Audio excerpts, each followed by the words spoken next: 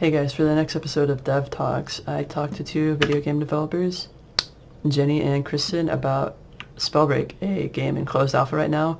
Essentially, it's a battle royale, but you're all battle mages trying to duke it out in this field of battle, and it's pretty fun. A lot of the elements combined. So, for example, right now I have a wind gauntlet on my left hand and a poison gauntlet, which I just ran into.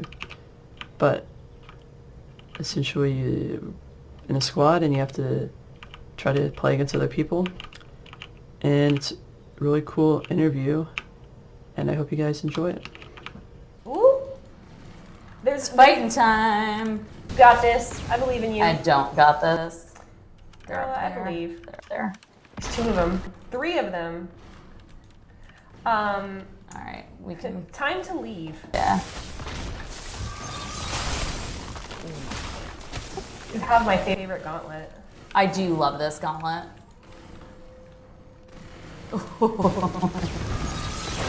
But we are in. We're definitely at a disadvantage, just given that You have 2 people. Yeah, we have 2 people. It's all right.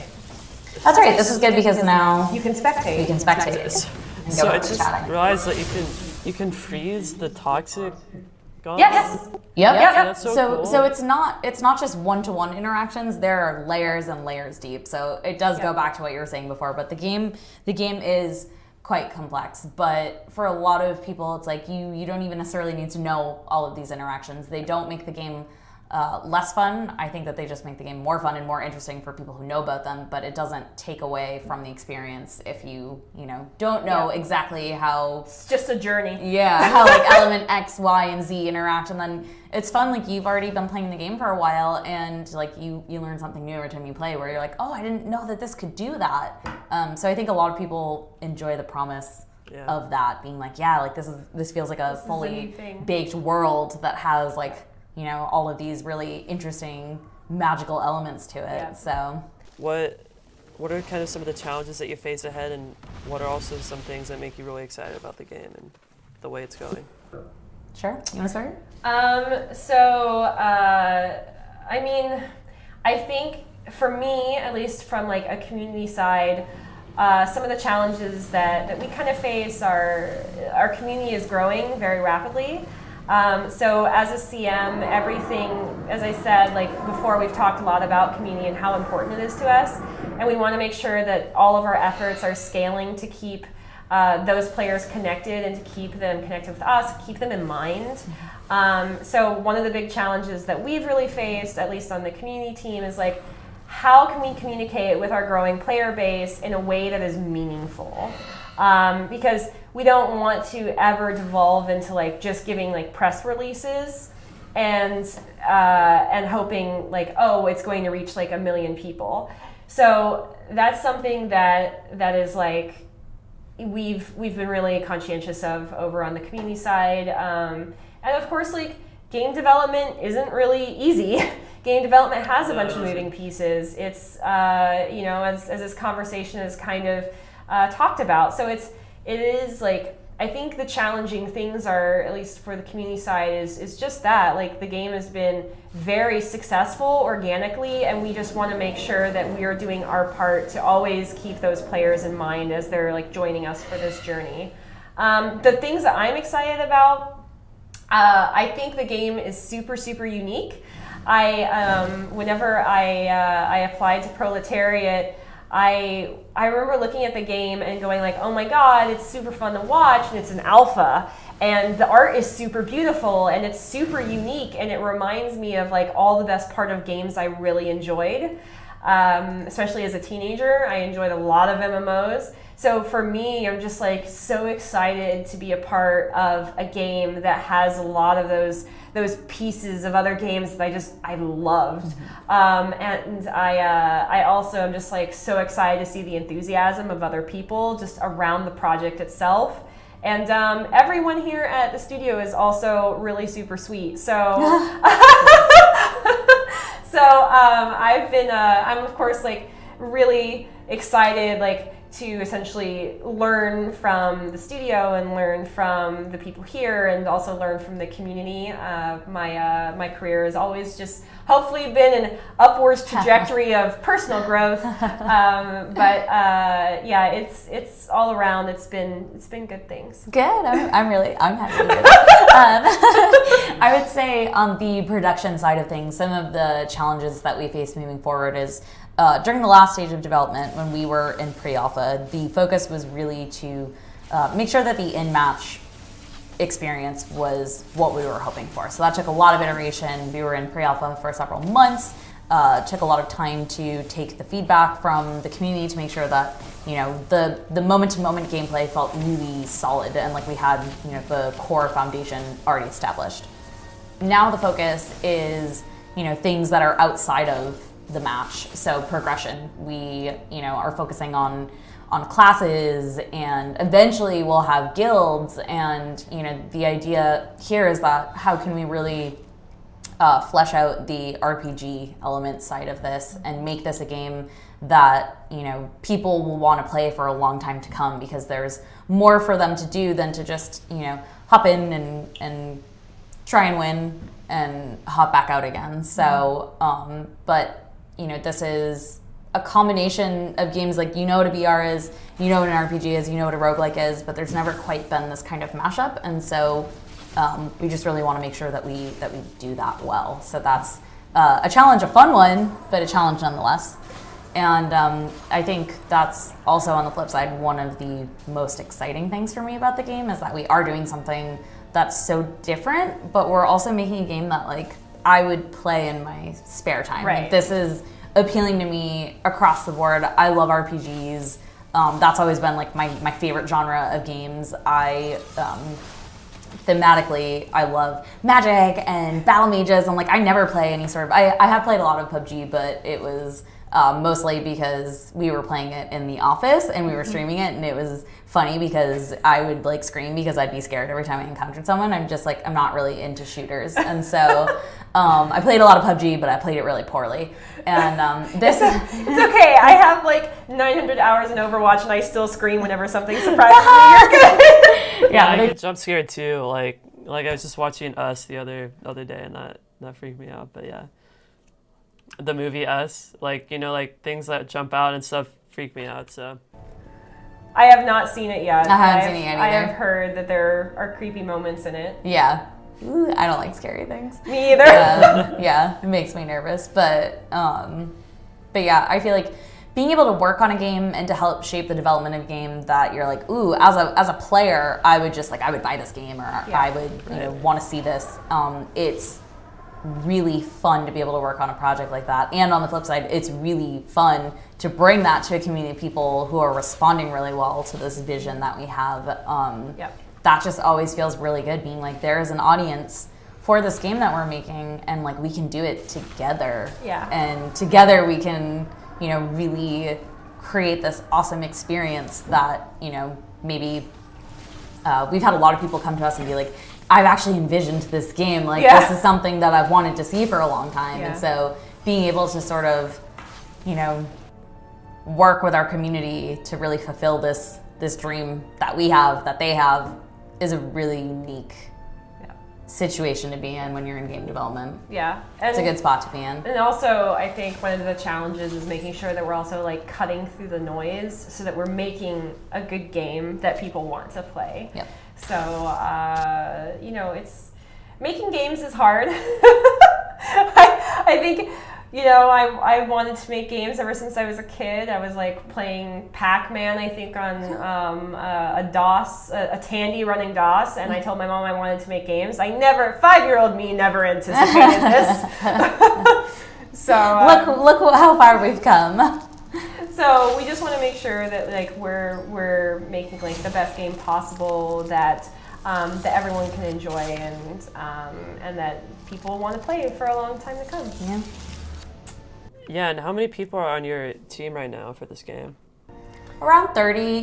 We're probably a little more than 30 now, because we've actually been growing recently, which is super awesome. We've added a lot of talent to the team. We're still hiring for a lot of positions as well. So we have those all listed out on our website. It's proletariat.com/careers. And so we need help to make this awesome game. And so the team is, a little over 30 now, and it's only going to be growing in the near future. So we'll see where that takes us.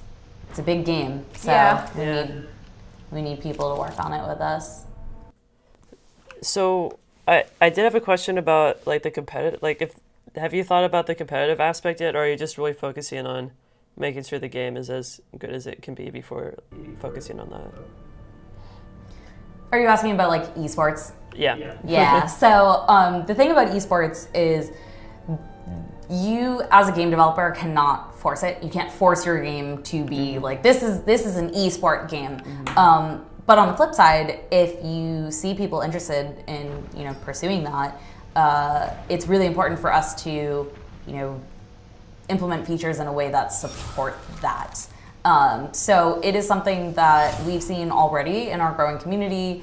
People have had different, little weekend league competitions going on, and there was just recently a $2,000 tournament that someone put together. Yeah, it was kind of nuts. I was like, really? That's kind of amazing. The community basically crowdfunded it, so that's pretty incredible.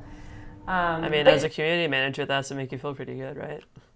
Yeah, absolutely right, that people are passionate enough to not only create a tournament, but also put their hard-earned money into it. Yeah. That's kind of incredible, especially for a game that's an alpha. Yeah. I actually asked about esports in my interview, and we want to make sure that right now that if anyone does tournaments and esports around the game, that is an organic thing. So any way that we can bolster and support the community in those efforts, as a CM, we're interested in doing. But we certainly don't want to force it at this point. So yeah, a big part of it is putting the foundation in the game, the mechanics to support this kind of thing, and so we would love to see if it goes that route. Leaderboards were one of the reasons. We ended up implementing this because we saw that people were really interested in the competitive side of the game, and so look at me, I'm unranked. I play a lot, You're so good at this game. I play a lot on our development builds, so playing on all of the new stuff, because honestly, every time I play on prod, I just get absolutely destroyed, which is why I'm unranked. We have some really dedicated players in our player base that play a lot of games every single day. So whenever I play with the team here, I'm just not too bad, not too bad. Not then whenever I solo queue, I'm I'm terrible. I'm awful. Yeah. It's especially funny just trying to play matches with you, Hawken, while we're also talking. So I'm oh my god, I'm even worse than I normally am, because my brain is having a hard time figuring out what's important. Do I play? Do I talk? Do I play? Do I talk? But yeah, just to go back to what Kristen was saying, it's for esports, we would love to see if the community takes it in that direction. We won't force it, but we will support it, and it will certainly be a consideration as we move forward in development. It's just not a focus at the moment, mainly because we are still really trying to play around with out of match progression and making sure that the game at its core is a very solid player experience. Getting the foundation right first. Yeah, and you said you were trying to work on this stuff outside of the game, right? Yeah. Is that have to do with classes and leveling those up and that kind of thing? Yep, absolutely. Classes, guild, inventory. So you'll see that there's a lot of things here that are hints of things to come.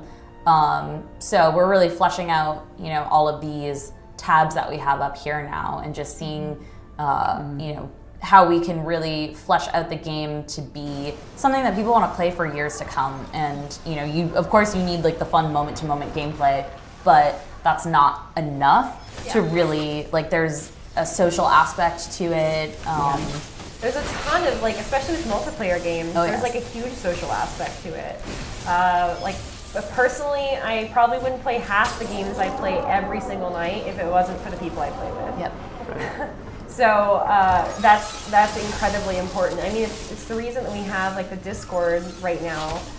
It's the reason that it's really important is not just feedback, and not just for us to lurk in there and post memes, but also. But that's a big part of it. It is a big part, to be The fair. memes. But also so people can connect with each other, and so that they can find people who are like-minded players. Like that community aspect is not just us interacting with the player base, but we want to make sure that the player base feels safe and comfortable interacting with each other. And I love games where you can get into a match and like recognize someone on your team or the enemy team, right? Like, and there's a lot of that right now in Spellbreak, where there's a lot of people that will like get into a match with someone that they know from the Discord, and then I'll see a conversation in the Discord of just like someone calling someone out and being like, "You killed me a bunch in that match," and I'm like, "That's really cool," and that's a huge part of why we have the Discord. It's not just for us to benefit from it, but it's to build, this sense of community and camaraderie within our own player base, so that they can connect with each other.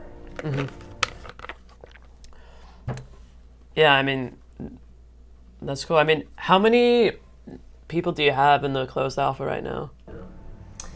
I don't know off of the top of my head. I don't know off the top of my head either. Yeah.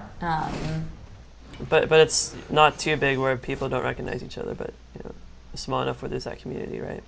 It's fairly it's fairly sizable for a closed sizable, alpha. Yeah. But we are still accepting new applications for people who are interested in checking it out. So playspellbreak.com, people can go, they can apply for the closed alpha, get a key so that they can join. The bigger the player base, the better. It's just more people playing the game, more people that can provide feedback. And please provide feedback. Yes. Yeah, I already have provided some feedback. Yeah, because I know that there's always, we kind of touched on this a little bit before, but there's generally a perception that like devs don't play their games, or like devs don't read the boards. We read the boards. We might not respond to everything, but trust me, we do read them. So all sure of that you do, feedback. yeah. Huh? Pardon? Yeah, I'm sure you do. Yeah, I definitely believe that. Yeah. So like all of that is really important, and like as I said, it gets put forth in front of the company, and we make sure that we recognize any pain points and like recognize feedback and like try to make the game a good experience. So having players in the alpha and having players who even if they choose to like walk away from the game, just knowing why is really valuable to us, because as I said, we want to make sure that the game feels fun, and we want to make sure that we're not just getting our opinions on the matter, but we're getting the community's opinions on the matter. So Yeah, great. Well, that's all super helpful for me. Thanks for taking time to talk to me. Definitely send over that footage, and hopefully, I know on my side I ran out of space on one of my hard drives, so I had to switch over. But we'll see what I think it'll work out. So yeah, I really appreciate you guys talking to me and playing with me. And No problem. It was our pleasure. all right, thanks guys. Thanks, Hawken. thanks. Bye. Bye. Bye.